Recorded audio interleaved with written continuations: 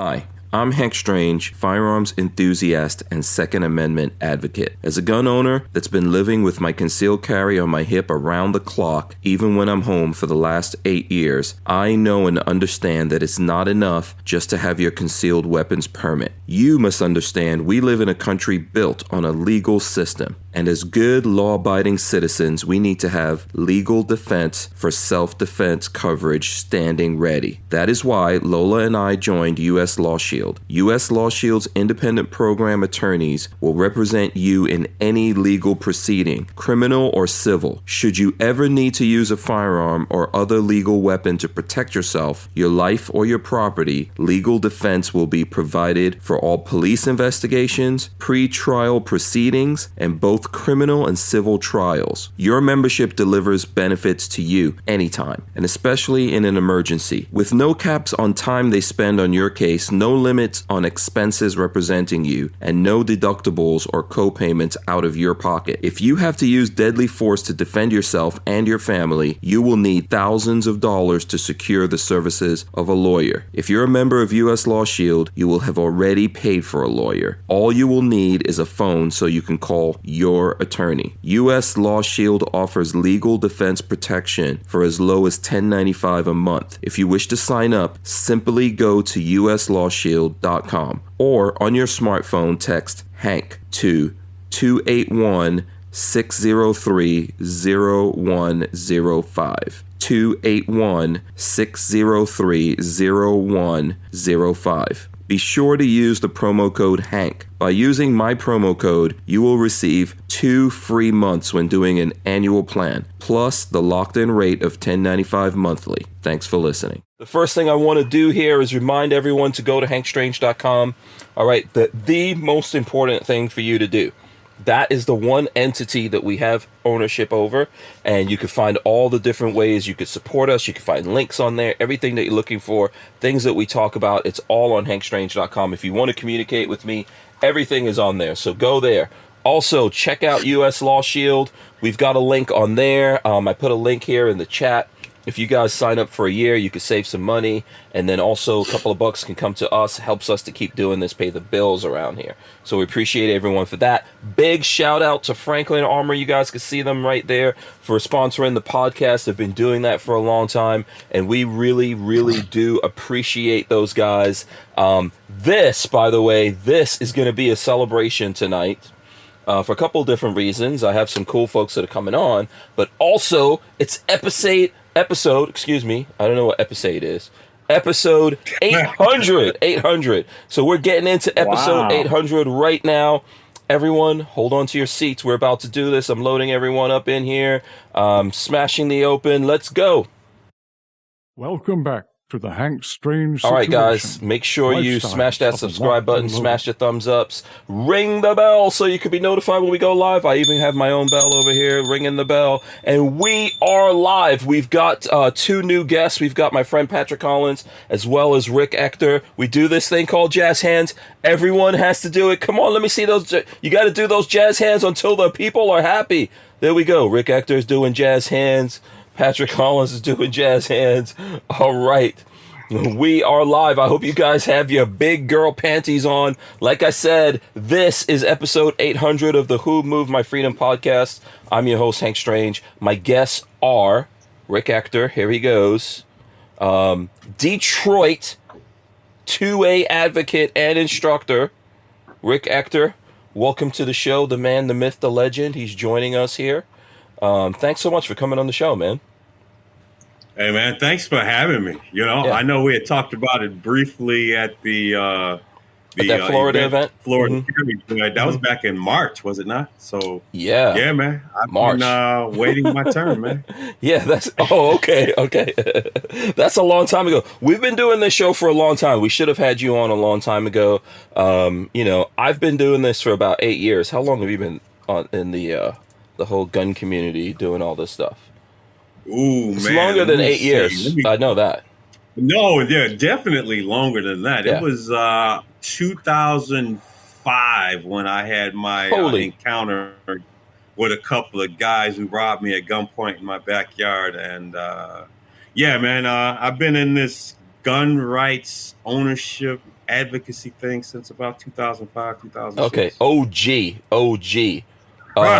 Sir Rick Ector, we should say from now on.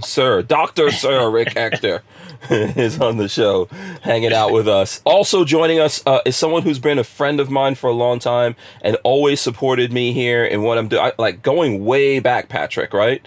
Way back. Patrick, one of the first people to support me. Patrick Collins, joining us from the back seat of what I'm going to guess is like a Toyota 4Runner or something. I'm going to say. Oh, I stayed domestic, man. This is a Chevy. Oh. It's a Chevy. Oh, okay. I'm just guessing because of the window back there. That looks like one of the... Is that a power window that goes side to side?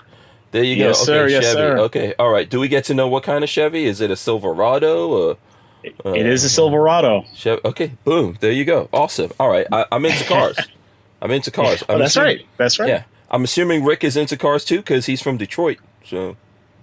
Oh, yeah. Most definitely, man. I'm definitely into cars, man.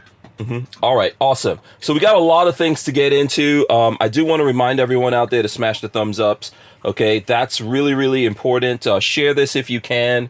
You know, we're being like severely shadow banned by YouTube and all the powers that be. So I would really like everyone to do that. The first big shout out I want to do, because someone gave us a super chat here, which is ridiculously amazing. So I'm going to do that.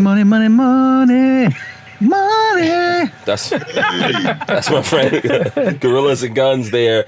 This super chat is from Real Cujo, and he gave us $50, which that's awesome. Oh, awesome. Yes, thank you so much, Real Cujo. He says, I just wanted to say congratulations on 800 episodes. You and everyone that make this show have sacrificed a lot. I want to personally thank you. Oh, I'm still waiting on Babyface's augmentation that I put $20 on. Remember, Patrick's breast implant. That's not for you, Patrick. That's for Babyface. This goes kind of way back. We were trying to get money to get him implants. It didn't work out. You know? Yeah, it didn't really work out. Even if we would have gotten the money, I don't think he would have done it, but it didn't work out. So big I feel thanks. like I'm walking into a trouble production at the opera at the intermission. I'm trying to figure out what happened right before. Just take a deep breath and go with it. That's the best advice I could give to you. Let me see. What? My camera is not focusing on me. Here we go. Come on, focus in. Okay. Not focusing. All right, let's see here if we can get it. There we go. All right, yeah. So it's we get a little crazy here, Rick. If you haven't seen this before, we do get a little crazy. Before I move on from that, I really do want to thank Real Cujo as well. That's one of those guys that's been supporting me from the beginning of this, and I really appreciate all the stuff that he does. Not just giving us money. Also, he's always looking, like everything that we put up on all 3 channels, Real Cujo is there commenting and sharing things all the time. We talk to each other from time to time and keep up with each other. So I really appreciate him as well as everyone else that does that. Anyone that needs a shout out on the show, please let us know. If you guys have questions for Rick Ector or Patrick Collins, let me know. We'll definitely get into that and we will address all of those questions. I see there's stuff coming up in the news as well that some folks want to talk about. So we'll get into all of that if you guys want to. But I do really want to thank everyone that tunes into the show every night. So 800 episodes for 2 hours. That's like 1,600 hours of shows going live. And then we take the audio out of that and it goes up also on iTunes and lots of other things that you can listen to. That's a lot of hours. So there's a lot of folks out there that are in the chat right now that are always here in the chat, hanging out, listening, talking, sharing stuff. I see like, other than Real Cujo, I see Chris Bolus. I see LV Lewis Cypher. Let's see who else we got. I think I said Armament and Axes, of course. If I did it, I just said it again. So if anyone wants a shout out, Jade Grew is out there. Shout out to Jade Grew, CB. I'm throwing everyone a hair up on the screen. James Miller also out there. 42 Chilled said Rick Ector doing good in Detroit. Thank you. Oh, we're gonna talk about Detroit. I'm gonna find out if he knows Eminem. That was gonna be my first. It's gonna be my first question. So, and Chris Bullis says, I didn't know Hank knew Morgan Freeman. No. Oh, wait. Yeah. I think Rick is better looking than Morgan. Yo, you take it? Oh, okay. I'll take that. Yeah. Appalachian Gun Runner is out there as well. If you guys will give me a second here, I'm just giving a shout out to the folks. The Juice is out there. He says Chevy like a rock. That's from the Juice. Ray Bozzolo is also out there. He says, be American, buy American, just not GM. Yeah, I know that's just gonna start a thing, right? Everyone's gonna. Oh yeah. I'm not. Are you guys brand specific? Like, I'm in a Ford right now, but I like all cars. You guys brand specific at all? Well, I don't really have a specific, model make that I'm partial to. However, I had a background in the auto industry. I used to work as a manufacturing supervisor over at Jefferson North Assembly Plant here in Detroit years ago, and I did that for a number of years. So I'm very familiar with the car building process, man, and that was a very interesting era of my life. What car? What were they building there? Was that Ford? The Jeep Grand Cherokee? Ah, the Grand Cherokees. Okay, yeah, those are badass. I've never owned a Grand Cherokee, but I've always wanted to. You know, those are. Man, let me tell you, just head on out and get you one. Yeah. Now they've got some really nice ones now. You can. I think there's one. Isn't there a Grand Cherokee with a Hellcat motor in it? I think so. Yes. Yeah. Maybe. Yeah. The Trailhawk. Is it Trailhawk? Trackhawk. I think it's Trackhawk. Yeah, I think the Trackhawk. Yeah, that's got the. I think that's got the 6.4 liter, and then it has the big supercharger and everything in it, right? Yep. Yeah, and it's all-wheel drive. You know, I don't know. That's important to me. I like the all-wheel drive. You know, if anyone's into that. So there you go. And Chris Bullis says, "Wow, Hank, you wasted a bunch of my time. Laugh out loud." Yes, we have burnt a lot of brain cells of human beings over the years. Yeah. So, all right. Listen, let me do this. Let's start with, if you don't mind, Rick. Let's start with Patrick. Right, because I think a lot of people do know what you've done, so I'm going to get into that here. But folks may not know what Patrick is doing and what he's up to. I did see you guys last here at Florida Carry, as you mentioned, and Patrick does a lot of stuff in here in the gun community. But why don't you introduce yourself to the folks out there and tell them like who you are, what you do, how you got into this whole thing? All right. Well, my name is Patrick Collins. I've been an instructor for about 8 years now. And that's how I got into it. Actually, I got into it through competition, doing a competitive shooter through USPSA and IDPA and a few local leagues that we have here in the state of Georgia. I'm always up for a good challenge. And so I started doing that, and folks were like, you have a lot of patience. You should teach. So I said, sure, I'll try it, give it a shot, you know, and people were coming up to me, hey, can you teach me? You really did good. Okay. That snowballed, and along my path, I met Rick Ector, and I bet you Rick will tell you the story about how we met. It's rather quite interesting because I believe I met both you guys the same year. Really? No, you tell the story, man. No. Yeah, you tell it, because we couldn't get Rick on here. We had to get you to get Rick on here. So I was at my first NRA convention. I literally went there by myself. Okay. And for any of those viewers that have not been to an NRA convention and or not attended any type of convention by yourself, it's mind-boggling. I mean, you run into people that you've watched for years on YouTube. You run into like political figures as well that you see on TV or on C-SPAN or CNN or whatever. And so I'm just there by myself trying to soak everything in. And I go across the street. I see Jerry Mikulik from, world-renowned Which one was this? Which do you remember? I think it was in Tennessee somewhere. It was maybe, I forget where it was at, but I think it was Tennessee. And So I go to cross a street, and another very similar hand reaches down and presses the crosswalk button. And I look at him. I'm like, hey, man, how you doing? And Rick, for those of you guys that don't know Rick is a character. Like, Rick is going to overtop you. He was just like, what are you doing? And so basically, we're just like, oh, I'm an instructor. I'm here. This is I'm here at the NRA convention. Me too. And it wound up snowballing into a friendship, and I still have the business card that he gave me at the lights, at the crosswalk. I still have that.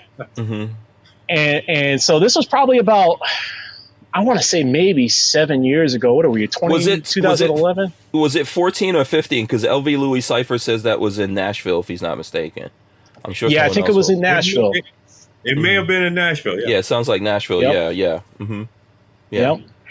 And so I've been in contact with Rick, and I did meet you at that show too. You had an AK shaved into the side of your head. I met you with Tim from Military Arms Channel. That's, Yep. Yeah. And I was just like, wait a second. Today is his birthday, by the way. Happy birthday to Tim from Military Arms Channel. Everyone should go tell him happy birthday on his social media. It's his birthday today. Nice. Yeah. So okay. Yeah. And so I met everybody and anybody who I followed, anybody and everybody. And Rick was like, you should come up to Detroit and teach at my event. And I'm like, oh, man, this guy just met on the street. Go to Detroit. Yeah. Oh, he's yeah. inviting everybody to Detroit. People try to get out of Detroit, and he's inviting everyone into Detroit. Oh, exactly. Well, you know what? Hey, you're officially invited to come, man. I'm actually expecting you to come. Oh, no. I'm going to whip that on you until I have my piece of this show, but no. Oh, you're going to have to talk to my scheduler, a.k.a. Lola. We can get her to come with you. You can do the show there. Sure. Absolutely. Yeah, I don't think I've ever been in Detroit before. I don't think so. Have I? So I'm taking that as a yes then. At some point. is what I'm going to say right now. At some point. That doesn't sound like next month, man. When do you do your show? When is the big so let's actually do this. Let's have you now, Rick Ector, tell the folks out there who don't know who you are and what you're doing, what it is you do. You have this thing in Detroit called LAID. So yes, everyone could start figuring out what that is, right? Yeah. Well, that is you try to get people laid in gun Detroit. Rights advocacy site, which is legally armed in Detroit. And yeah, I was trying to play that out as long as I possibly could. I tend to get a lot of interesting reactions when I tell them, yeah, I run LAID in Detroit, right? Right. I want you to get LAID, legally armed in Detroit. And before anybody tries to steal that domain, I've owned it for like the last 10 years and counting. I'm telling you. And it's on auto renew, so no, you won't be able to get it. But 10 years ago, I was watching my local news broadcast, and I saw a very disturbing story about how a woman's body was assaulted, how she was killed, and her body was just laid out in the street, as if she was trashed. And I thought, someone should do something about that. And, I thought about it, and eventually the idea hit me was that I could do something. And so I contacted 4 other firearms instructors, and I said, hey, look, let's get together and let's post up at a local gun range, and I'll fund everything. I'll see how many women that I can get through social media to come to the gun range, and I'll take care of everything from range time, providing a gun, ammunition, and I need you guys to help me make sure that we train these women properly and safely. And, I use my social media, exposure, at the time, what was this, like 10 years ago? And, I got 50 women to show up, right? And so when I mentioned that to our mutual friend, Kim Blanchard, when I was... Shout out to Kim. South Ken, and I was telling him, man, I only got 50 people to show up, right? And I'm bummed out. I'm thinking, okay, Only free, right? Yeah. Free. I'm like, free, man, right? Mhm, You tell mhm. people something's free, you expect them to come because it's free, right? Mhm. And he was like, oh man, no, that's great. That's great. He's like, keep going. See how far you can do this thing. Mhm. And so I kept doing it, and every year growing. And lo and behold, last year, my current high water mark over a 2-day weekend, we did 1,938 women in 2 days at two different gun ranges, one day on Saturday and one day on Sunday. Mhm. And we did that during the height of the pandemic when everybody was told to stay home and all these other concerns. Yeah, that was a concern, but I did my homework and research, and we exercised an abundance of caution. Mhm. And not a single person that I know of came down with COVID. But Mhm.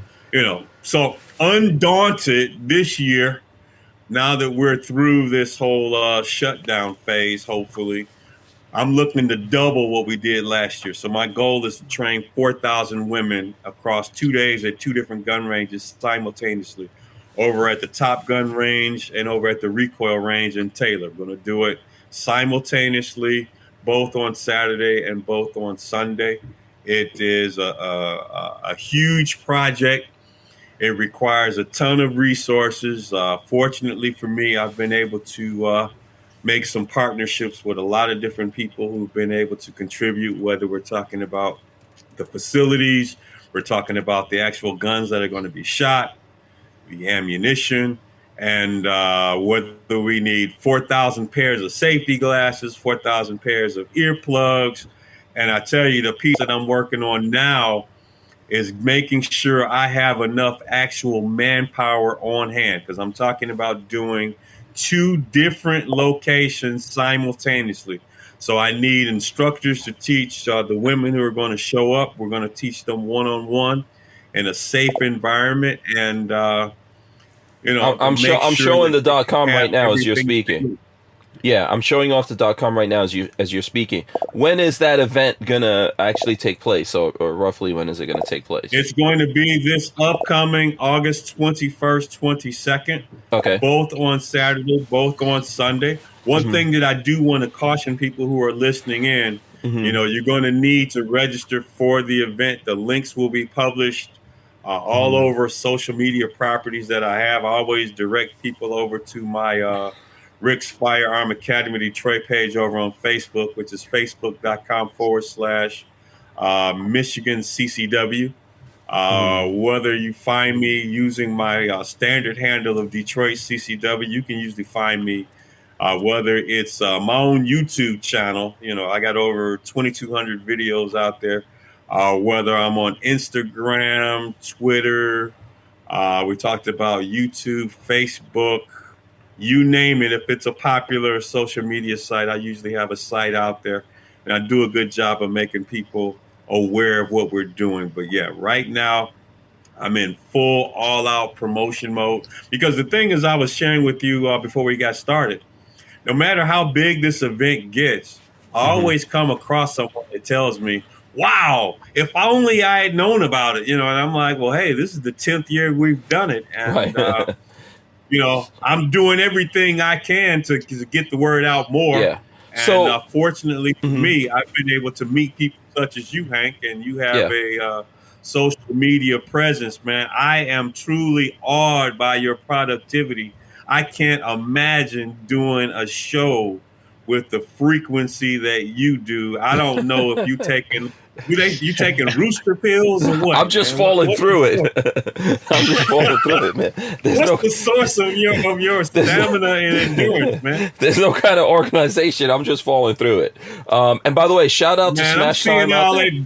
I'm seeing all that gray, man. I know you're not a young fella, but hey, man, what's the source of your stamina? I'm an old man. I just keep going, I'm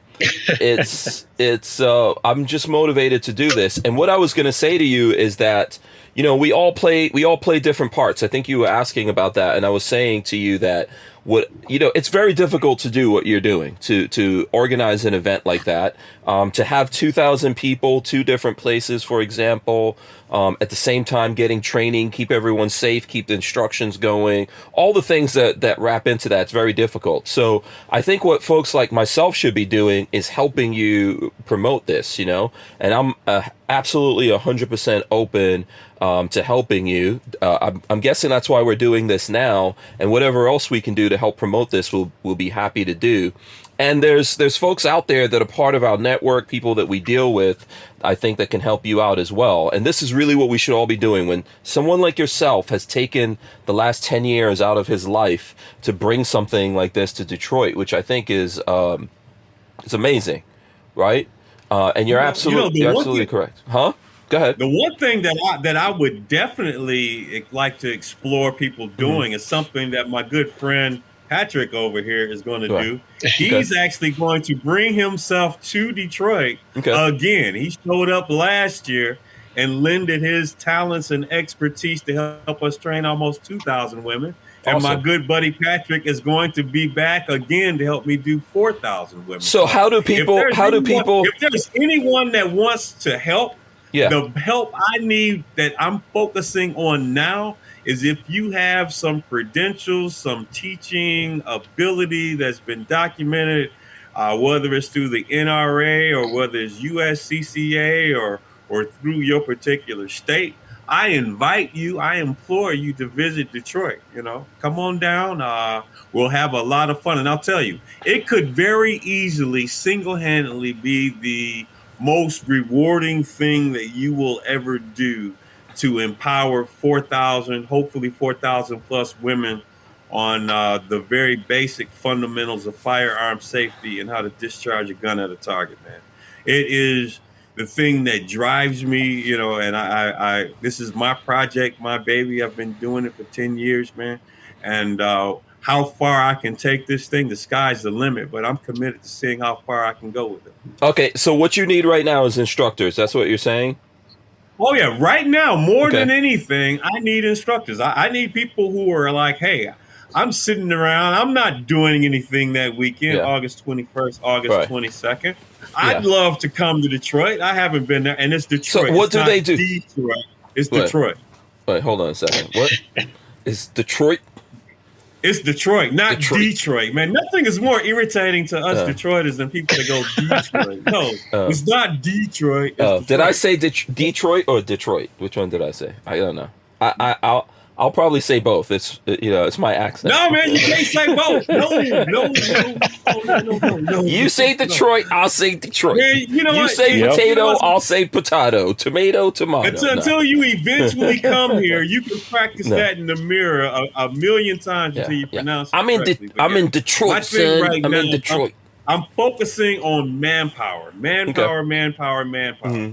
And short of manpower, if you absolutely positively cannot make it, I would say, hey, send some funds, help us, make sure that we have all the materials and things that we need.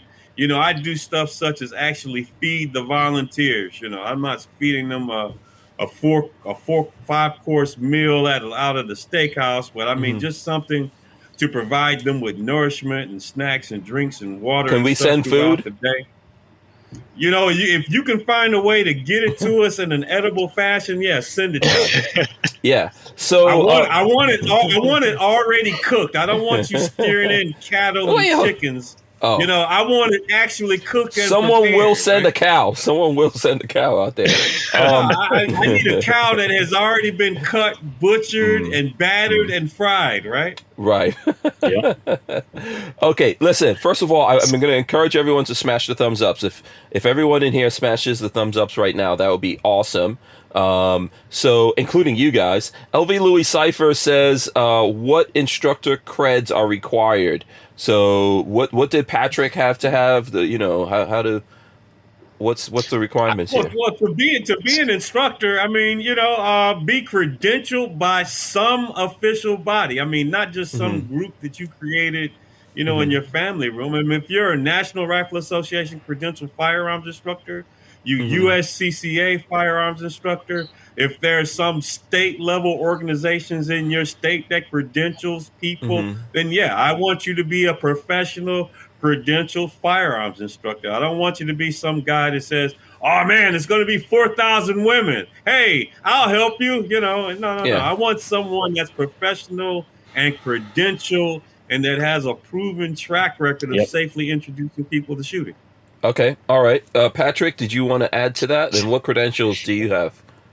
So I'm an NRA certified instructor. I also teach at a private company here in Georgia, which also does our own level of instructing, which goes far and beyond. As we know, NRA is the basic pistol safety. It's pretty basic, pretty simple. But I also teach, assist with police officers in post-certification. So that's a little more advanced than just your simple, this don't shoot yourself instructor. Okay. All right. But what I do want to add, though, is that we really need as many hands on deck as possible. When we get to the range and you see the line of people, and I don't know if you're going to pull up a line from previous events, but this line is just ridiculously long. If you've never seen 500 to 600 women lined up, going down the street in my heyday, I used to roll like that. Where would I send me? We have Will Chamberlain hosting the show today. Yeah, exactly. Yeah. I was a beautiful young man back in the days. Can someone send me a link, Patrick, to show of like from the last year or whatever it is? So people just need to get in touch, go through the website that I showed. How are they doing this? How are the instructors doing this? And then I'm assuming you're also looking maybe for some safety folks out there too, or some people to play range safety officers, credentialed firearms trainers. Make contact with me over at my Facebook page, which is facebook.com Detroit /Detroit CCW or Rick Ector. That will get you, the keys to the kingdom. It'll direct you to Rick's Firearm Academy Detroit page. Okay, so it's not it's not legally armed. It's not legally armed in Detroit. It's a different Facebook. That's my blog. I'm pretty sure I have some information out on the blog. I'm just trying to direct people there the most expeditious way. I mean, with all the web properties and YouTube stuff that I have out there, there's more than 1 million different ways to find me. I'm just trying to get you there the quickest and most efficient. Okay. All right. Yeah, go ahead, Patrick. If you guys send me something specific to share, I will throw that up there and share it with the folks. And right now, Lola sent me some pictures. This is Lola and Rick at the event. I know that handsome guy there. There you go. And there's me in the background blurred, by the way. That's me in the background, but yeah. I see that's how everyone gets down. Oh, and I'm actually that's Eric right there. From GOA that I'm talking about. Everyone see that logo on that sweatshirt? Focus on that logo on the sweatshirt I'm wearing. Yeah. I'll be at the event selling sweatshirts and T-shirts with this logo. With the women, being a women's event, pink, I'll be selling like a ton of pink T-shirts with that logo on it. Yeah. Very nice, very nice. And let me see, there's another one. Oh, here's Patrick right here. Boom. Let's see if we can get this up. There you go. With a bag of bullets. I don't know if your viewers understand how much goes involved with teaching this many people at once. I mean, it is. I mean, hell, a class for a normal instructor is maybe 5 to 10, and even that's a big class for a single person. 4,000. That's a whole different ball game. You have to have a well-oiled machine, sources of ammunition, Air Pro. There's a whole bunch of stuff that you need to have lined up, and Rick just seems to make it happen. Yeah, 4,000 women. How much ammo? What kind of ammo? Someone was asking. I see here in the chat. Someone was asking what kind of guns. 20 rounds each.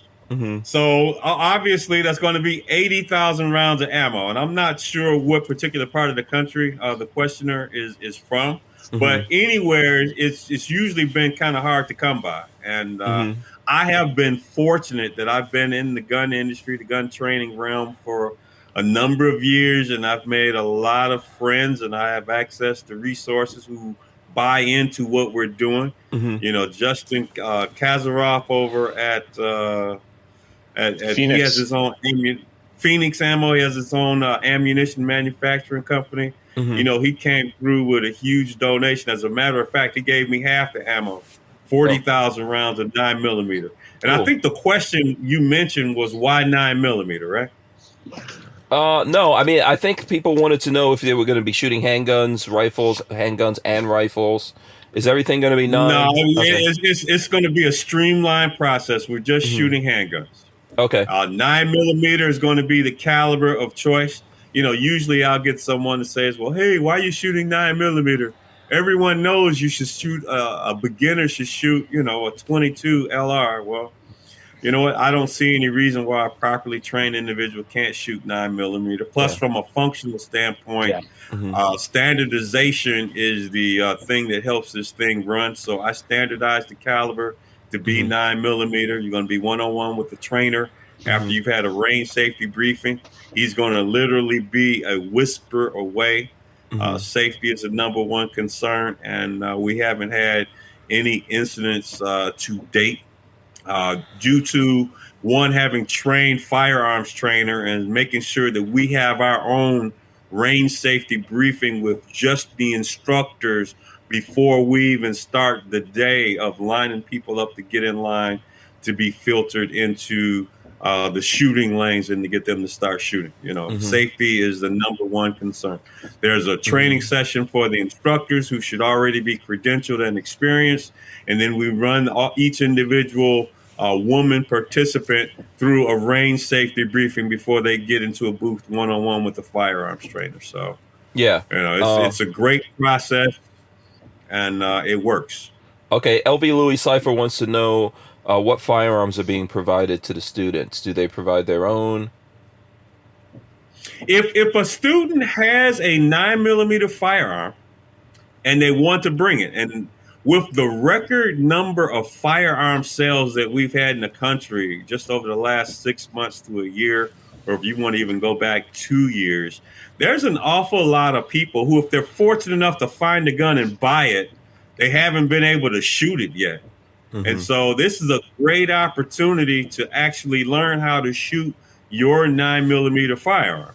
Now, if you don't have a 9mm firearm, guess what? I'm going to provide access to a firearm, 9mm, that you're going to shoot at the actual range. So if you have your own gun, great. If not, we'll provide a 9mm for you. Well, gee, Rick, what 9mm are you going to have them shoot? Is there a Rick sanctioned model 9mm gun that you're going to push? Hey, like I said, this thing is ran by donations. The gun range that we're going to use over in Taylor, they're actually going to furnish the guns that we're actually going to use. And a guy who actually is in the gun industry, he's going to supply the guns from his firm for us to use at the other location. So it's basically an all hands on deck, whatever I can get my hands on. If there's some ammunition manufacturer out there, you know, like Glock or somebody like that, that wants to come in and bring in their guns with their fancy logos and have the women shoot with those guns, I am open. Contact me and we'll make that happen. Okay, so you're still open for companies to donate things and do things for the event, right? Do you want to shout out any companies that are already doing stuff, or do you want to shout out anyone? I know obviously we've got Patrick here, and he's doing something to help you out. I mean, you know, on the one hand, I want to, but on the other hand, man, I really don't, because once I start shouting out people, guess what inevitably happens? You miss someone. Someone gets mad. Oh, man. And you know what? And don't let that be a person that's providing an essential part of your mission, man. That is a bad situation to be in. Right. People get Do butt hurt. Understand this. Every year when I conduct this event, I usually do a recap. I usually produce an article that's of several pages in length. And I usually get Ammo Land and some of the other places in the gun rights communities to publish this, and I do a full accounting of everyone that was involved, and I give them their just credit, and I publicly thank them in some public fashion and public format to let them know that we appreciate them being a part of this project for the last several years. Okay. So here we've got go ahead, Patrick. I was going to say, I do know one person that I'd like to shout out, and that's Gun Owners of America. Their contributions in particular, as well as Phoenix Ammunition. Don't get me wrong. And Rick, I know you don't want to start calling out people, so I'm not going to let you call them out. I'll call them out. But yeah, we'll blame it all on Patrick because he missed someone. Yeah. And if I knew the guy who donated the guns in the previous years, I would call him out too. But it really, to make this happen, it's a collective events, sequence of events that needs to happen.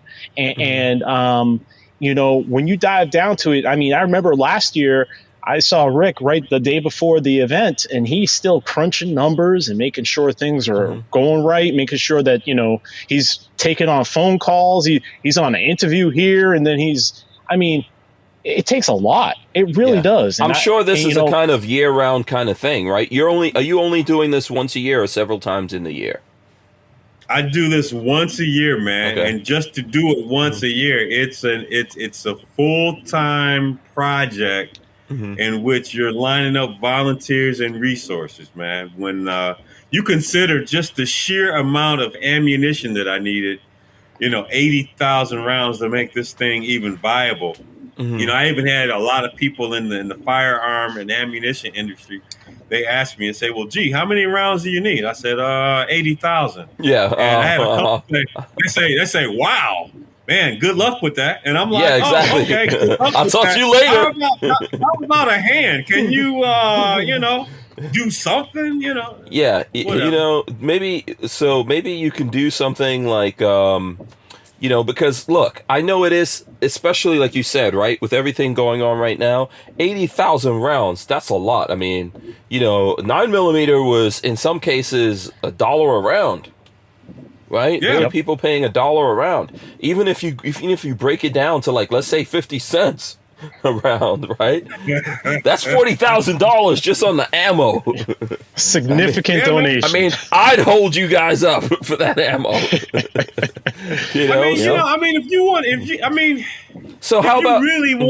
If you really wanted to dive into the brass tacks and I just look at just the labor, right? You have professional credentialed firearms trainers and range safety officers.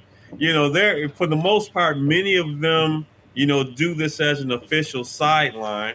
And you figure, what is their time worth? Yeah, it's worth an awful lot, because if they weren't volunteering at the event, they could be conducting their own event and generating revenue and income. So for them, I truly appreciate them participating in the program and donating their time.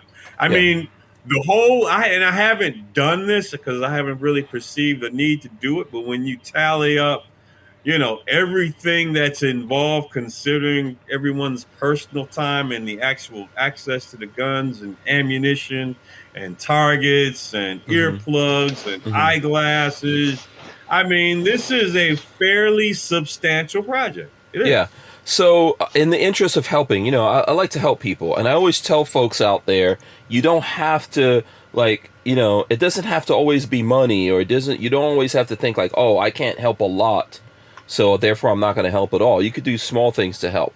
How about, we start a drive here and we just try to get everyone to give up one box of 9mm, right? How about that? Hey man, that'd be great. We could do something like that. Everyone can just mail in to you. Well, I don't know how that works.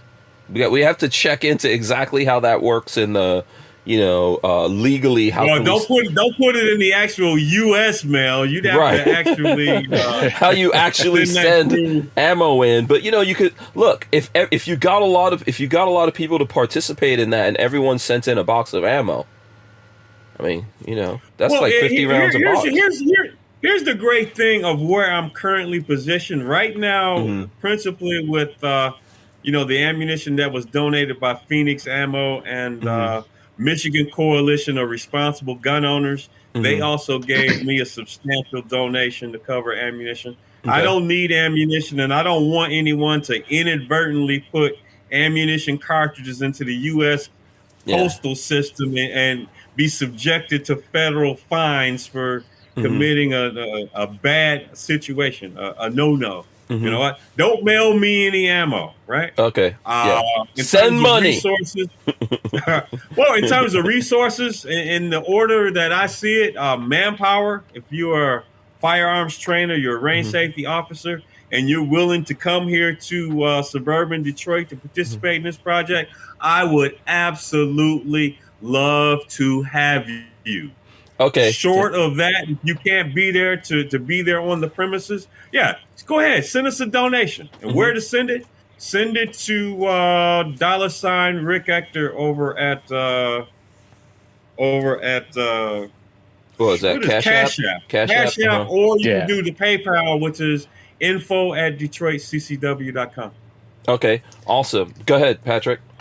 I was going to say, too, last year, I'm fully aware of one person that was not a credentialed instructor, but they were pinnacle in helping out. The transition going from the classroom setting to the range setting, you really have to work some of the folks in there, because you got to remember, 2,000 women last year, not all of them were as familiar with firearms as you and I are. Some of them could have had a violent encounter with a firearm, or it could have been a sexual abuse or domestic violence victim. Yeah. So not every person there is quite comfortable. And of course, they go through the safety briefing and they understand the importance of everything. But then they start to get a little anxious and nervous. And we had quite a few folks helping out with that transition, going from the classroom setting to the range setting, helping to shuffle the folks along, saying, okay, this is the sound of a gunshot. This is the sound of a gunshot going off 4 feet from you, and just bringing them and catering them and massaging them to get them ready to go to that line. I mean, those folks were helping out as well. I mean, granted, they didn't handle any firearms. They didn't give any advice, but they were helping out. Yeah. Absolutely, I agree with that. Let me get this comment and he said massaging in a figurative sense. He wasn't saying literally. No hashtag Me Too's going on here. Paul Freed gave us some money here. Money. All right, he gave us $10. He says, "Keep up the good work." Thank you, Paul. We appreciate that. Shout out to everyone who's coming in here. I want everyone to smash those thumbs ups. Asper Warriors says, so this is happening in Detroit. He just came in late. Yes, this is happening in Detroit. It takes place in the middle of August, right? I believe. Yes, August 21st and August 22nd. It's a Saturday and a Sunday. It's going to be done simultaneously at two gun ranges in Taylor, Michigan, over at Recoil and over at Top Gun. Yeah, absolutely. Chris Billa says, I can lend moral support. Hey, moral support's good. Go to one of Rick's social medias and share it. Help share the message, get things out there. Share this podcast. That will go a long way to helping out, right? There's always things you could do. If you know someone who could help out, that's a way to go about this as well. I think you might be able to help talk to some of the companies that can contribute into this whole effort. If not now, this is going to happen again next year, and I'm sure Rick is going to take next year. He's going to have 10,000 women in I'm guessing 18 hours. Yeah, in like 20 different ranges in Detroit. We're going to do it on Hank's property. Yes. Oh, no. That is a big negatory. American Freedom Outdoors says, how about putting a portion of the super chats to help out towards ammo? Let's see. And LV Louis Cypher says, ammo has to be shipped FedEx or UPS. So there you go. That's the whole deal with the ammo. Yeah, listen. Right now for this event for this year, I don't need ammo. Phoenix Ammunition and ammo's covered. Coalition of Responsible Gun Owners have covered the ammo. Yeah. And then let's see. And then so Richard Monder, who's over in England, says, why not order it online and have it sent to his address? Yeah, you can always do that. But they don't need ammo. They need other things. They need instructors. They need actually money to help get this done.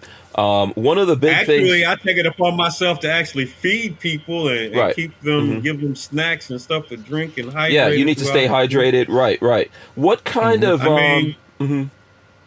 What kind of? There's all sorts of things that pop up on a when these instructors are coming down, like when an instructor like Patrick is coming down there, are they paying their way there? Where are they staying? You know, what's the gritty details? I wish I could, man. You know here? what? The great thing that I love about volunteers such as Patrick, who come all the way from Atlanta, Georgia. You know how far Atlanta, Georgia is from Detroit? Oh yeah, very far. Yeah. Very far, and you know what? As a matter of fact, Pat was making 1,500 miles. I don't know going on a much longer journey, and he stopped over in Detroit. And when he contacted me, he's like, "Hey, man, I'm going to be in Detroit for a minute." You know what I did? I dropped everything I was doing and came over, and we went out and think we had breakfast. Wasn't that breakfast we went and had? It was breakfast. Hey. Anytime he comes in town, just call me and give me a heads up, and I'll drop what I'm doing because I know he's coming all the way from Atlanta to be in Detroit. You know, as a friend, it's the least I can do is have a meal with you. Yeah, and Lola is throwing up your Cash App as well as the PayPal. I appreciate that. Tell her I said that's up there for folks who want to help out. Yeah, so these instructors are coming out there really on their own dime, obviously.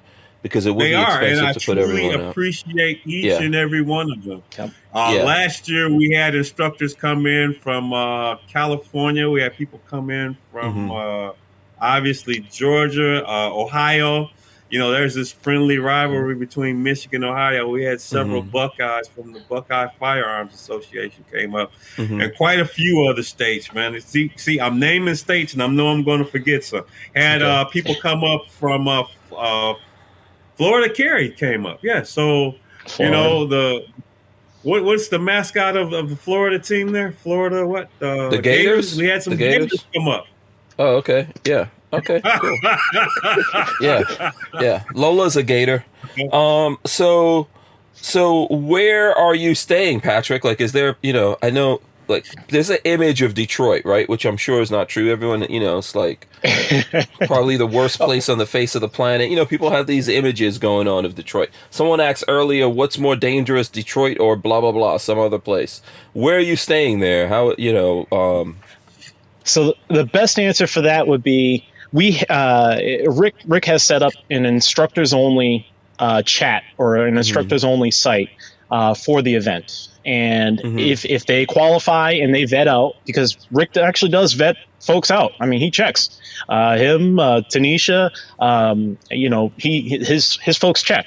But if they are qualified and they match up, we welcome them into the little group. And then all that information is in that chat or in that group page per se. Okay. So, all right. Okay. So people have to be vetted out to find out about that particular thing, right? Yep. So if you contact me and you are a credentialed trainer, range safety officer, we'll direct you to this private group that we set up on Facebook, and it's an area just for people associated with the event, and we do a lot of coordination there, and of course by telephone, and it facilitates the transfer of information, make sure everyone is all on the same page. Oh, okay. All right. So, yeah, if you're credentialed, with good credentials, I'm guessing, there's some from some recognized firearms training granting governmental agency or training not VADA or something like that. We're not, if you're, if you're that, I don't, what? God bless you, but I'm not. I don't want the guy who will say, "Well, hey, look, man, I've been a gun owner for 20 years, and I know how to safely shoot a gun." Yeah. No, I developed super tactical moves in my own basement, son. And that may very well be the case. I want some independent credential granting organization of some sort, whether it's NRA, USCCA, some state level organization, what have you, to be a better of sorts to at least provide me with a modicum amount of confidence that you know what you're doing. Right. And just to add to his point too, is that there are CRSOs out there. There are RSOs out there, range safety officers, chief range safety officers out there. There is a hierarchy. And if you as an instructor do something that's a little shady, they're going to call you out on it. I mean, they know what they're looking for. This is a well-refined, this is a course that I would put my own mother through, that's what the type of environment that we're trying to create. Right. So, I mean, we will call you out if you're doing something a little, hold the firearm like this or whatever it is, we're going to call you out on that, Okay. Patrick's real serious about this, man. Do you know, he seems like he's got a high rank in this, I'm not even like ranked yet. He's like a major general or something. Yeah, what's his? Yeah. No, Patrick's always been a serious guy as long as I've known him. Yeah. No, it's good stuff though. Good stuff. Yeah, I appreciate it. Yeah. Armin in Axis says that drive is 720 miles. He used to drive it all the time. Brian Quick says, does Rick see Axel Foley driving around in his Ferrari 308 GTB a lot? Of course, Axel Foley is the Eddie Murphy reference to Beverly Hills Cop, right? Yeah, I mean, that's what you get from Detroit. What's Detroit really like? Let's talk about that. Everyone has their idea of what Detroit is like. Maybe they watched 8 Mile. Maybe they watched freaking Beverly Hills Cop or something like that. What's the real? What is Detroit really like, man? You know what? I imagine Detroit is not unlike any other relatively major, large urban center across the country. Granted, we have our share of issues, but if you look at the crime stats, particularly coming out of the pandemic or the post-pandemic era, and as a matter of fact, I was actually looking at those stats.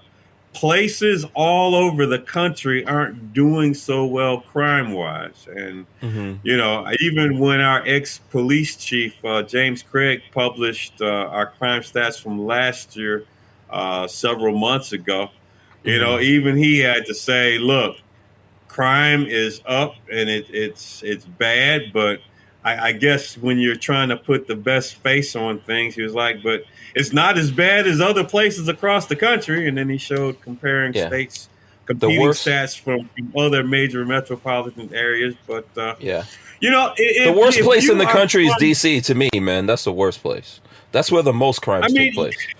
I've lived in Detroit my whole entire life. God willing, I'll be 54 in September, man. And it's always been you're a youngster place to live.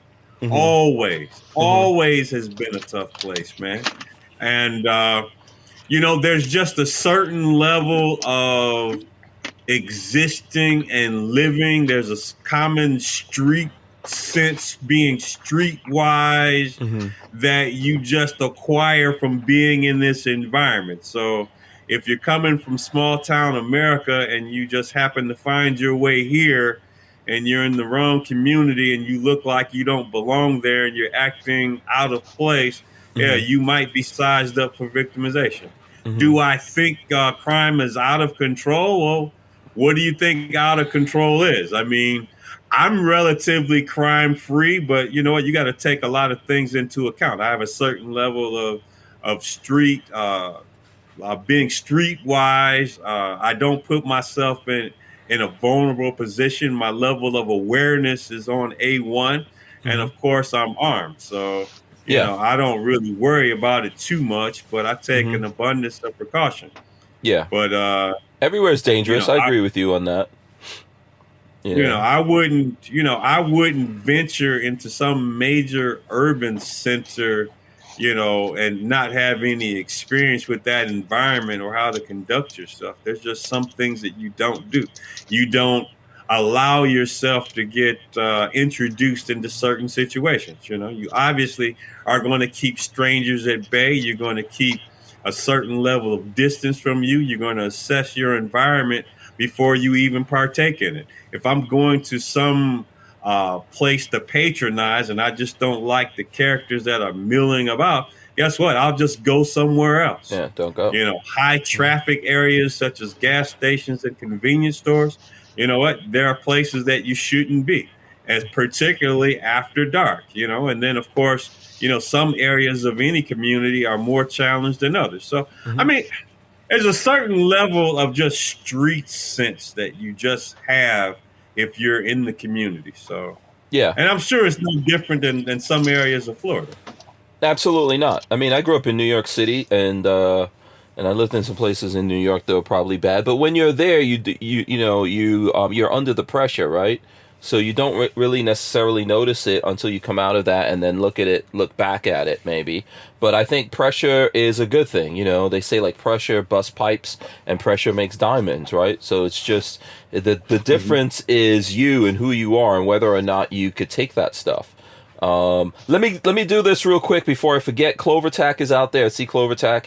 He says, "What about Texas or national 4-H youth shooting sports?" I'm assuming he's asking that so far as the credentials, if those credentials are accepted. I could be wrong. Let us know what you're talking about. I'm not familiar with those. I mean, is that some type of official credential that attests to your Mhm, ability to safely operate a mhm, firearm and to safely teach others how to operate a firearm? Is that on par with what we're talking about? Is that something mhm, similar? I'm not for sure. mhm, Essentially, what I want is someone who has some demonstrable credential that attests to some level of safe handling, operation, and teaching people how to safely use a firearm, particularly a 9 millimeter handgun. Doesn't have to be a 9 millimeter, but just fundamental firearm safety. mhm, I mean, there's just some things that go along with the territory. I can just watch how you handle and manipulate a gun to tell whether you either don't have any training or you're just reckless and you just choose to voluntarily ignore fundamental firearm safety. mhm. Yeah. We've all had that experience where you go to a public range and you see someone that does something out of order and you Mhm, walk over to them and you either check them or you leave, or mhm, bring it to the attention of people that mhm. operate that range. I mean, I'm sure we've all had that experience. Yeah. At the same time, I think Yeah. there's lots of good dudes out there who have a good understanding of what safety is. The biggest event that I've ever done that required a lot of different safety officers and all that is the 1,000-man shoot. Hmm. And that was pretty intense, and that was a lot of different safety people. Obviously, 1,000 guns shooting at the same time.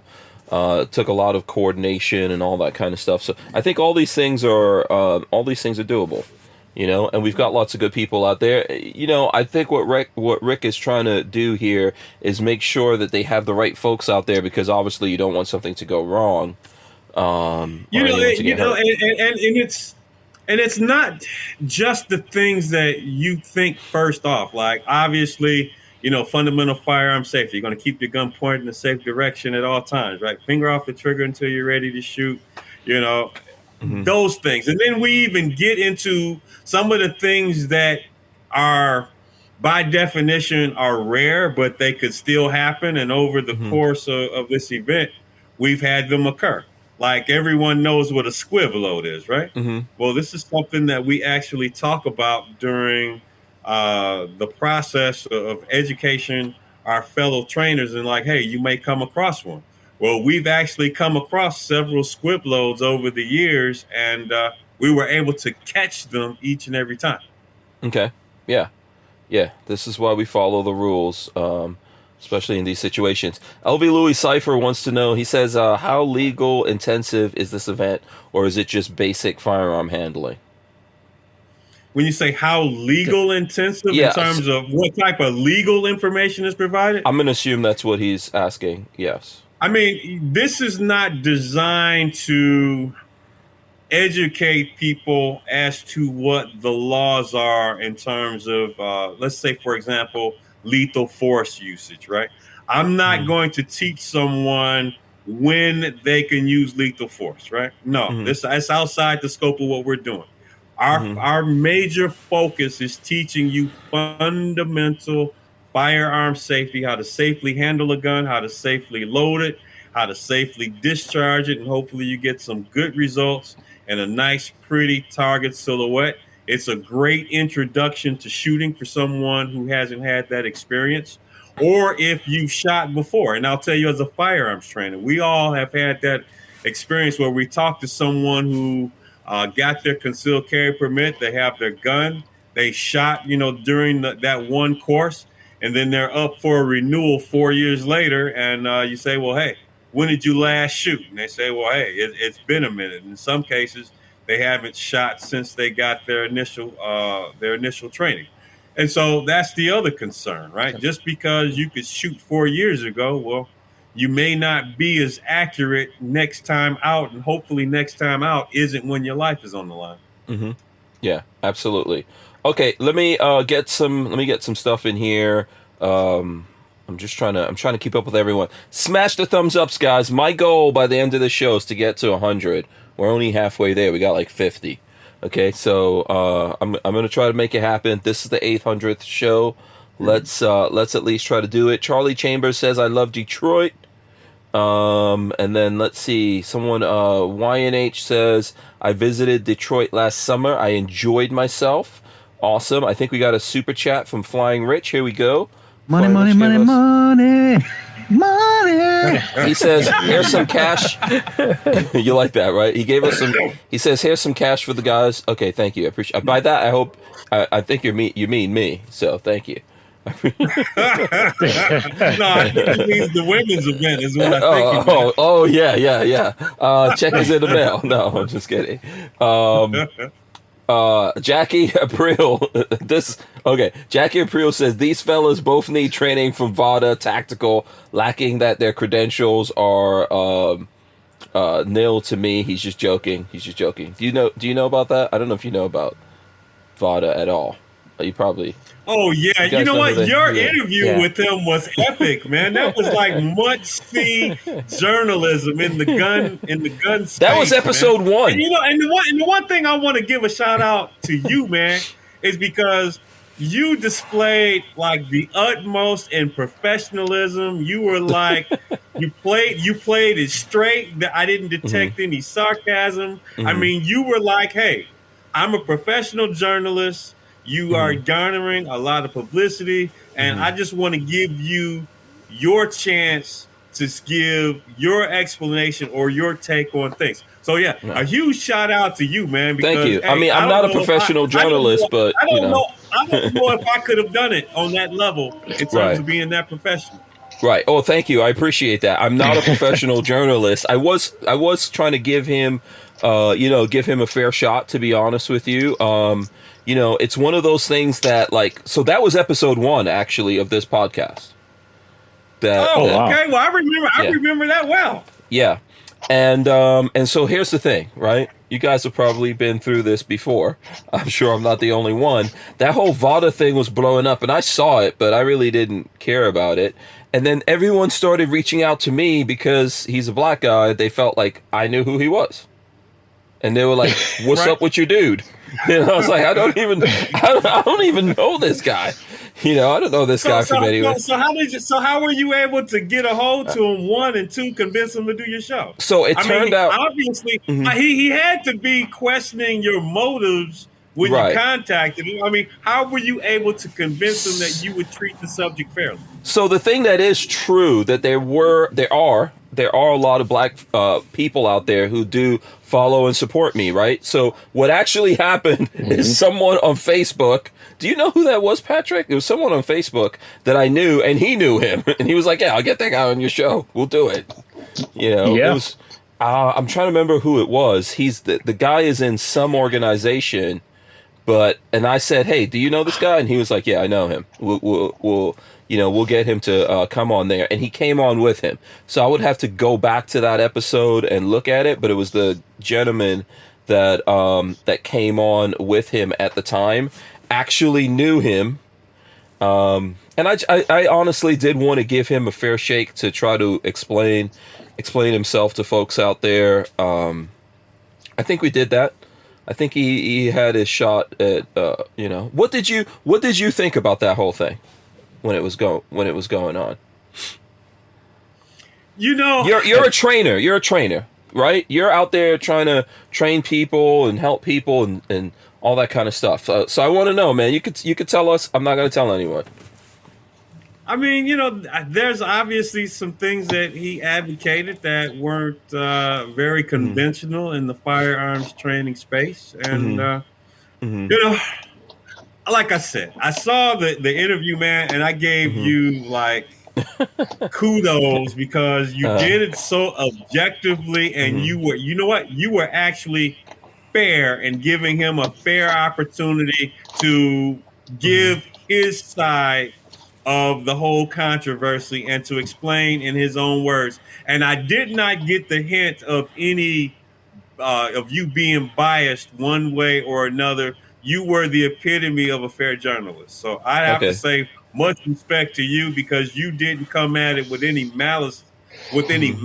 Like I'm going to skewer you or nail you to the cross, you know, on, you know, my brand new podcast. So Yeah, much respect to you for doing that. that's not my intention of doing this. You know, I feel like I'm doing this so that everyone can have a platform to talk on, and there's not a high barrier to entry or.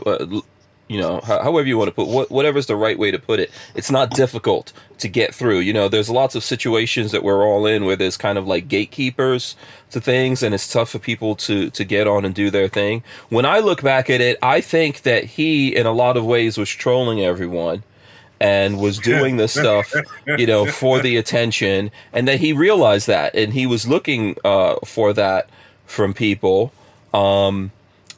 You know, so I wanted to give him that opportunity to get in front of people and be able to say things without people just, you know, piling up on him and dumping on him and stuff like that. And I appreciate where you're coming from with that. I got that same response from a lot of people that were looking at it at the time. What did you want to say, Patrick?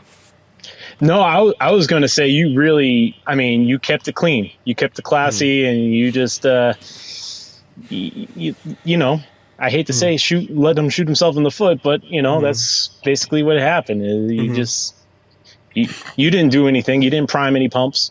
You just, there it is. Yeah. Yeah. I think with this thing that I'm trying to do, everyone has a point of view that they're coming from. And so even if I don't agree with you, people are served better if you get to come out and at least say things. I think since that episode, there's been lots of other situations, not necessarily exactly like that, but where people come on and say things. And when you get an opportunity to say what you have to say and put it on the record, I don't have to be the one to take you out. Because you just put it on the record. Exactly. So, I don't know if that gives anyone any insight to my to my psychology or how I look at things, but that is really the way that I look at it. I'm not really even trying to fight with anyone and all that. I grew up in New York City, man. So like this idea of, you know, and I grew up in a place called Far Rockaway in New York, which was pretty hood in the 80s when I grew up there, and it still is. It's all projects and stuff like that. And my family was too poor to live in the projects. So, you know, I kind of grew up in that environment that you say things and you're going to see people. You know, you have to be willing to say those things to their face and all that kind of stuff. So that's, that's how I look at this.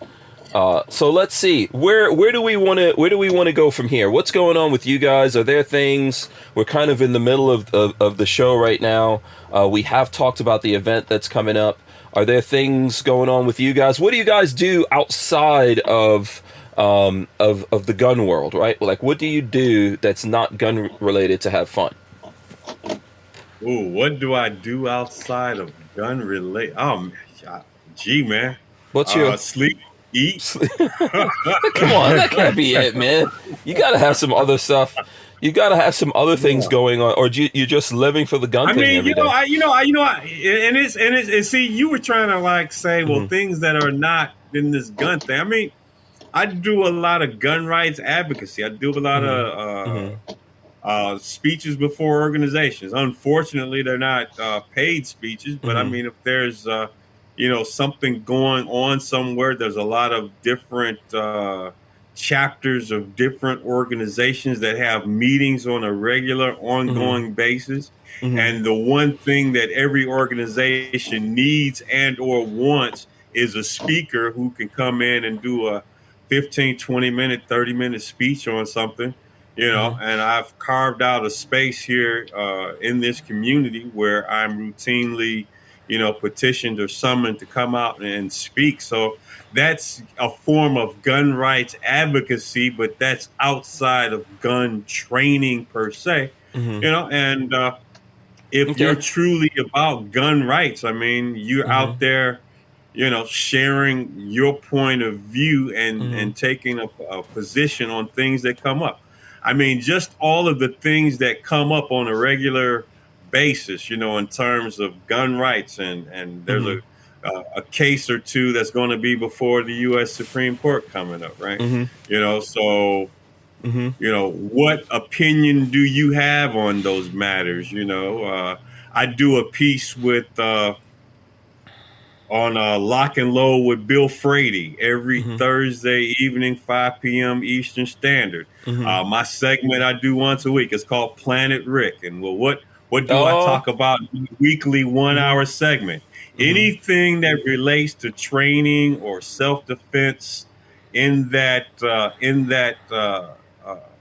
topic area that is of interest to me, that's my 1 hour to come on and do that. And this past weekend, I celebrated my second anniversary of doing that 1 hour segment week after week after week. And I'll tell you this one thing that I can appreciate from you, from having your show that you do daily, man. I do that 1 hour weekly segment. And every time I come up with my 1 hour a week, I'm looking at everything that I've done for the last 2 years, and I'm like, okay, what am I going to talk about now? Right? And I look at everything I talked about, and I don't want to be repetitive. It is challenging to come up with stuff to talk about, especially stuff that you've already talked about. If you've already talked about it, like, why am I going to talk about it again? No, I have to come up with something new. And a lot of times when I come up with my subject matter, I take a look at what's happening in the public arena. What incident or what atrocity just occurred? What major legislation that's coming down the pike or being considered is of high interest? So I'm literally taking things from the headlines, probably not unlike what you and Lola do with putting this show together. And I'll tell you, for me personally, it's challenging to put out that 1 hour a week, and then you do it every day of the week. We do it 5 days. All the credit. Yeah, even 5 days a week.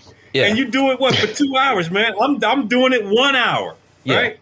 So, and since we've been doing it, you haven't had any official commercial breaks where you're like, okay, we're about to go to commercial break and then spend 5 minutes going into commercial. No, we got to keep it flowing. Listen, so you're like, hey, we're keeping it flowing. Hit the Cash App, send it in and support it, and then you'll turn around and read a few comments. By the way, if you're watching this show and you got any questions you want to direct it at either me or Patrick, hit it, and me and Pat will get to you, and we'll have some fun doing it. Yeah. So one of the things I was going to say to you is I kind of look at this almost as how like a comedian needs to do stand-up, right? I used to watch Joe Rogan all the time until he went over to Spotify. I haven't been able to catch up with it. But, he's a comedian. And regardless of what it is that he's doing, that's kind of like his art. That's his thing that he does. And so he likes to get out there and get on the stage and stand up and do the stand-up stuff because it forces you. You have to learn how to riff.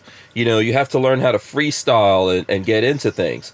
So that's kind of what we're doing here. And I think I told you before we started that this is almost like my business meeting that I have with my friends, folks in the industry, manufacturers, people that we're doing things with all the time, or folks like yourself.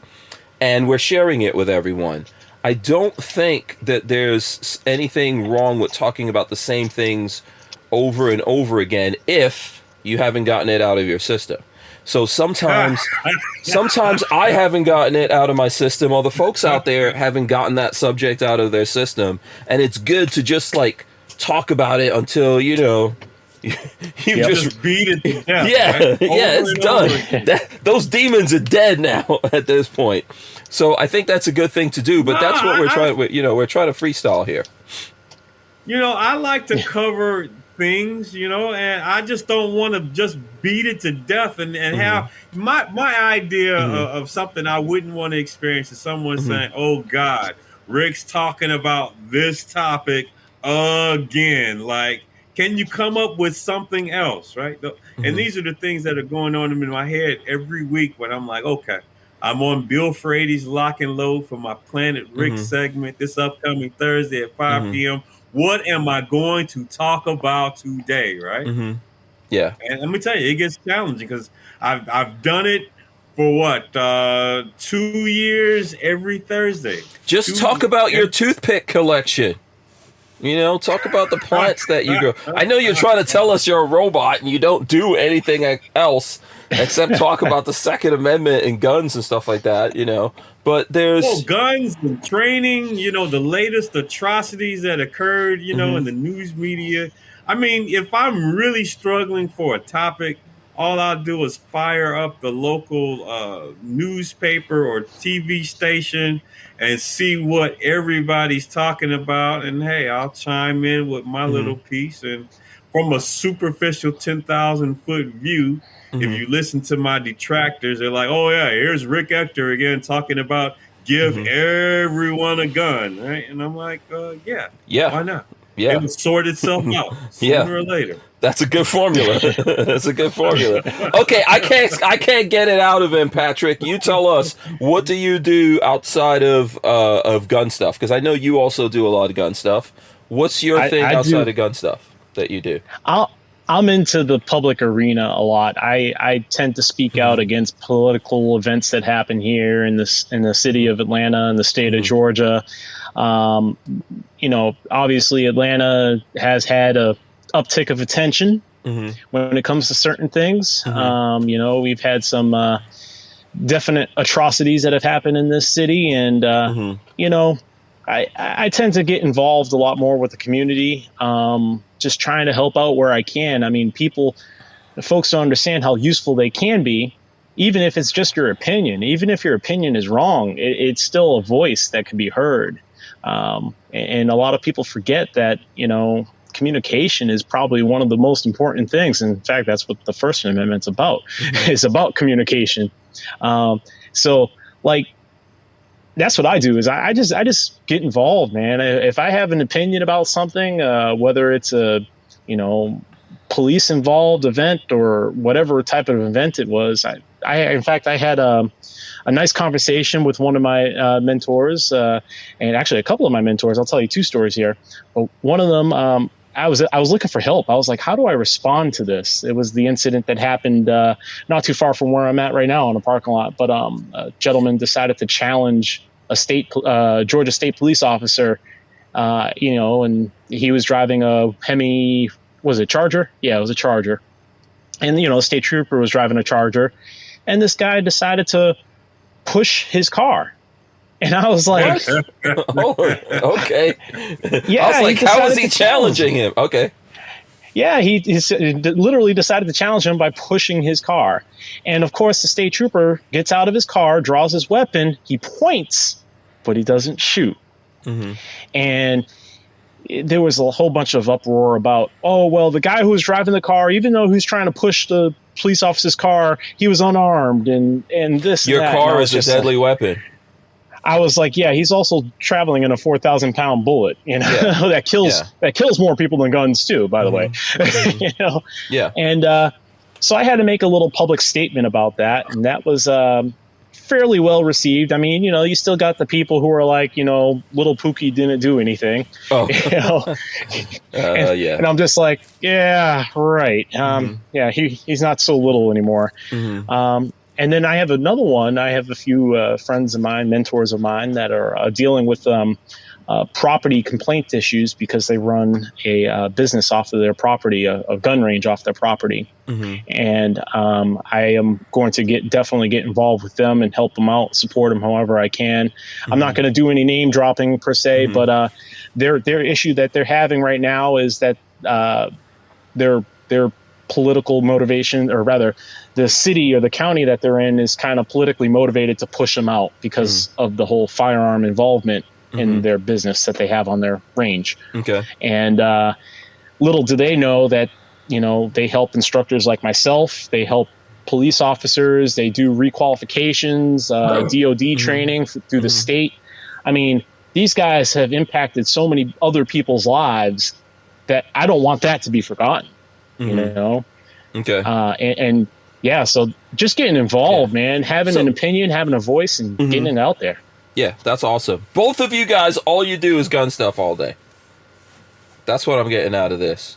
Which I know better. I know better. I know better. Since you opened the door, since you're a man of many talents, skills, and interests, tell me, Mr. Hank Strange, when you're not doing this show, what do you do? That's totally unrelated. There's a bunch of things. We've already talked about your affinity for vehicles. Oh, so I can't talk about cars. Around in your vehicle and you're not doing this show, tell me what captivates Hank Strange? My favorite thing to do is to make music, even though I can't read music or play any instruments. That's my favorite thing to do. How do you make music if you can't I make music electronically. You can electronically make music. I mean, there's, so we need to call you DJ? DJ Hank Strange? All the music on my videos, I made it. So you can program music. You don't have to be able to play it. You can program music. It's how you arrange things. You could take MIDI, for example, and arrange it and just change what the instruments are, or, on a drum machine, you don't really have to. That's where I learned how to do that, growing up in New York, and I kind of grew up in hip hop and had friends that produced hip hop and stuff like that. And I realized everybody doesn't know how to play music. So there's lots of things you could do with a drum machine, for example. So one of my favorite things is making music, and I always incorporate the music that I make into my videos. If you listen to any of my videos and you hear any kind of music, that's something that I made. So that kind of stuff, I love being creative. I really enjoy the process of creativity, not just when it comes to music. I like to do digital art, all that kind of stuff. That's how I get high. Just by making something, creating something, not necessarily out of nothing. I don't believe you create things out of nothing, right? I think creativity, you're plugging into the universe somehow and drawing something from that, and then kind of like twisting it and bending it and shaping it in your own form and putting it out in the world. So yeah, that would be one of the things that I like to do. I'm sure you guys have some stuff like that. So tell me, Patrick, I know he's just pretending. He doesn't want to. He doesn't. I'm gonna have to like out him for some stuff here. He's not gonna tell us anything. I got cars and travel. And actually, what's funny? This will be the last time I'm sitting in the back seat of this truck. I am selling this truck. Okay. Yeah. You have a video where you talked about all the different cars you have. The thing that I'm surprised Patrick hasn't mentioned, and see. I know I've had more than a few conversations with him. One of the things I like and admire about Patrick is that he is well traveled. Yep. He has traveled a lot outside of the country. He's trying to be humble. And I'll tell you, every time I've talked to him personally, face to face, he always has an interesting story or anecdote about his travels, man. Yeah, and, he is a Renaissance man.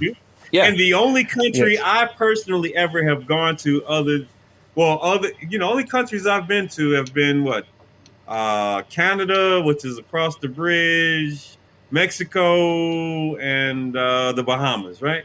Other than that, nothing. Well, but the Bahamas isn't even another country, but I mean, it is, but not really, right? So, I mean, right.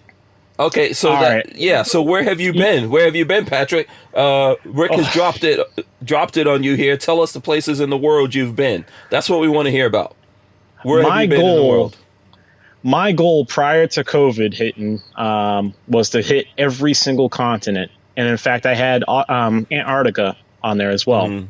But last year, prior to COVID, let's see, I had 4 continents already covered pre-COVID. So mid-February. I I had that many. But I've been all around the world. I've been to Asia a couple times. I've been to South America. I've been to Europe, all different countries in Europe. And, you know, in Europe, it's very different. I know I told Rick this, but, you know, you go into a country and you don't speak their language, you got to figure it out. Yeah, they don't care. They're not going to make special dispensations for you. So it's you're not an like expert in communicating in another culture and country without knowing the language. I would say I'm pretty good at it. Now, I do have my struggles sometimes because I'd use that Google reading. Google has it very nice. Yeah. Let me tell you, I was in Taiwan at a beach, and they had a sign up that said, "Don't lose your dragging." on the sand. I know what that means. And I ain't never losing my dragon. Not voluntarily. I was like, oh, this doesn't make any sense. Like, you know, it makes sense to me. And so basically it was no skinny dipping, right? So it was so far off. I mean, but I've had so much fun traveling, man. I do miss it. I wish, you know, folks would just get back to normalcy. You know, this whole, you know, this pandemic thing's going to kill you. I get it. It may have killed some people. I get that. And, you know, the virus is the virus, but people got to live. You only got one life. You know, we're going to die. We're going to die. When you're born, the promise is that you will die eventually. Yep. You know, it's how you everybody says. Yeah. Everybody says taxes and death, but some people don't even make it to taxes. So it's really just death. That's guaranteed. Yeah. Okay, very cool. So Rick dropped one on you. I'm going to drop this also, whether you like it or not now, since Rick went first. I know that you are into cooking. You enjoy the culinary arts as well. I know this, but you just don't want to tell anyone. You know? That's so true too. Yes, I do enjoy cooking. I come from a big cooking family. My brother is an executive chef. He actually served the former presidents multiple times. Oh, really? Okay. Yeah. But I come from a big cooking family, and I enjoy cooking, man. Every night I occasionally will put on the camera and record myself and show different techniques and stuff like that. Because to me, it's relaxing. It's an art. So you have a YouTube channel for cooking? I do. And guess what it is? What is it? What is it? The Gun Foodie. Oh, okay. Full circle. I mean, seriously. So you just combine both interests into one, right? Yeah. You're That's absolutely right. You are under the stove. What? Yep. I wear an apron and an outside the waistband holster. There we go. Let me see. Is this it right here? Let's see if this is it right here. Yeah, this looks like it. Is this your channel? Yeah. Oh, yeah. Yeah. I have random stuff on there, but I do have a playlist of all my recipes that I have. That's my channel. I like to hike as well. Outdoors. Okay, so all of that is going on the Gun Foodie. All of that's going on there. I had different playlists for whatever I feel like showing. Okay, so everything that you want people to see is on Gun Foodie. Okay, let me subscribe to that, actually. All right, cool. All right. Yeah. See, there you go. What's wrong with that? So what's your specialty? Desserts? This is why I even remember, because I know you told me you do desserts. And yes, I do desserts. So my specialty is sugar-free. I'm a diabetic, so sugar-free ice cream. Oh, okay. And sugar-free like desserts, like cinnamon rolls and stuff like that. Low glycemic stuff.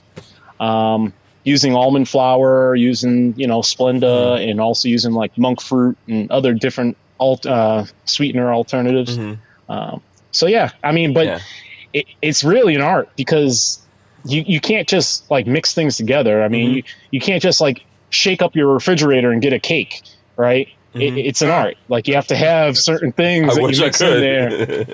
That'd be so amazing. Yeah, that would be kind of nice though. You just add everything into one container and just come on. Where is that tech? Yeah. Yeah, it's coming soon. Yeah. So you learned how to you had to switch over and do that because you are diabetic.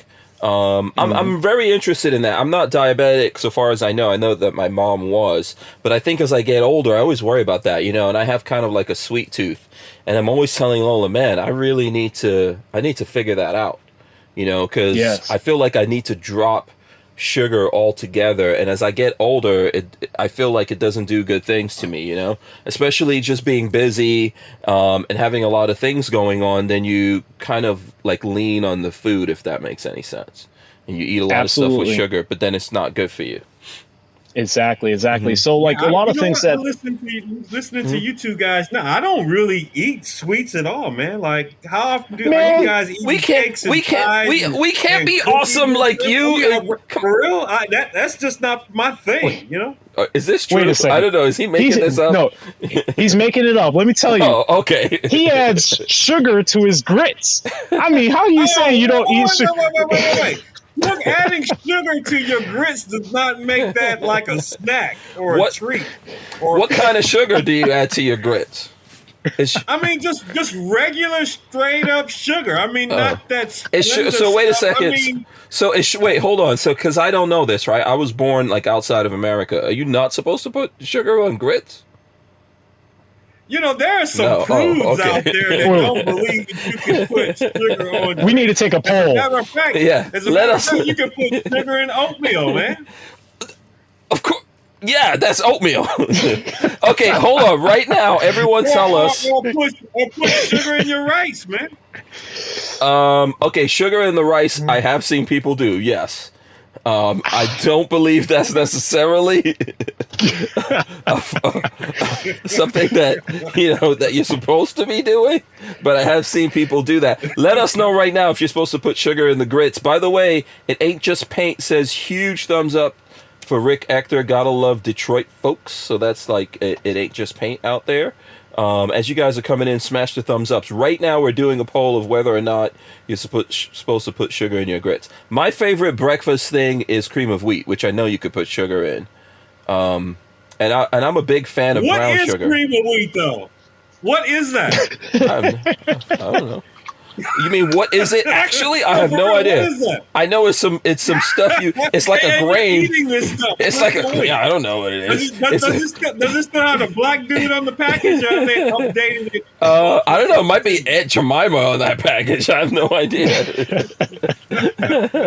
But I know that it's some kind of grain that you soak it in milk and then you boil it up. Some kind of grain. I don't know what it's a wheat grain.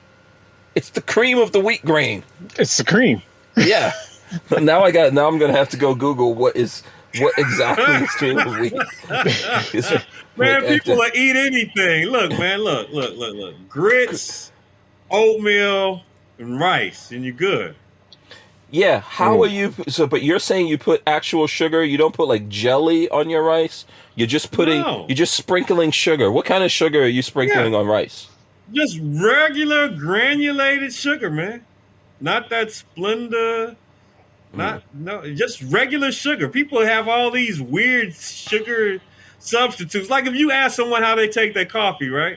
And they don't put just straight sugar in it. They got all these other sugar substitutes like Splenda and stuff in it, man. Just messing it up. Yeah. Let's see. Boss Hog says butter, sugar, and grits. Butter, sugar, and rice. How my grandmother fed it to me. Oh, okay. So I guess that is a thing. And I told you it was a thing. Ray Mazzolo says cream of wheat is grits with wheat, not corn. So, and I'm looking it up right now. Cream of wheat is an American brand of farina, a type of breakfast porridge mix made from wheat semolina. It looks similar to grits, but is smoother in texture since it is made with ground wheat kernels instead of ground corn. Boom! There you go. See these dudes out here. Porridge. Which children's story was that when they talked about porridge? Oh, that's Goldilocks, isn't it? No, Goldilocks. Goldilocks is porridge, but also what was the story? It was like, oh please, may I have another? What was that story that in England the Tiny Tim? No, not Tiny Tim. It was the story of all these like homeless like kids that lived in the streets of England, stealing. Oh, I can't remember. It's one of the Dickens stories. Oh, I'm thinking Mary With- Poppins. You mentioned England. You know, like it's the Dickens story where in the orphanage they were giving them porridge or something, and you just get one bowl, and then the guy came up and said he wanted another bowl. It's one of the Dickens stories that I forget now. But there you go. That sounds horrid. Yeah. So yeah, you're just trying to deflect right now, Rick, because all you do is gun stuff all the time because you don't want to tell us. Yeah, you don't want to tell us. I have this hidden Yeah, secret you don't want life us to know where- about your secret where sugar no on one's rice around addiction. and I'm doing all this weird stuff, right? Yeah, you don't want us to know about your rice sugar addiction. Richard Mondo says you get rice pudding and have that sweet. Yeah, I know. Do you know what rice pudding is? Or rice? I like pop? rice pudding. Love it. My mom used to make it, man. It is awesome. Yeah, Awesome. yeah.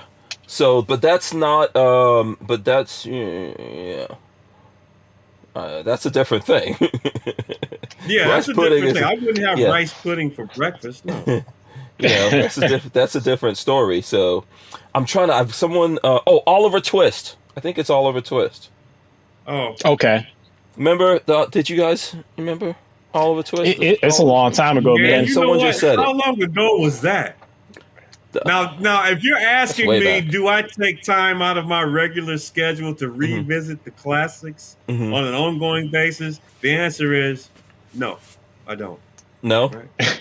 no, you don't. So what kind? So okay, Rick, do you even look at movies? Do you have time in your busy schedule while you're saving the planet and Detroit? I'm a big and Planet Marvel Detroit? universe, you know. Here we go. Good. The MCU, I'm into Okay. that. Yeah, All for right. movies. Okay. As a matter of fact, I was watching the latest series that just ended, Loki. I saw the first 2 episodes. I'm in the hole Loki? right now. It's actually over, and so don't ruin it for me. No Oh, spoilers. you didn't. but Oh, so you didn't finish the Loki series? I haven't finished it. I'm only 2 episodes in.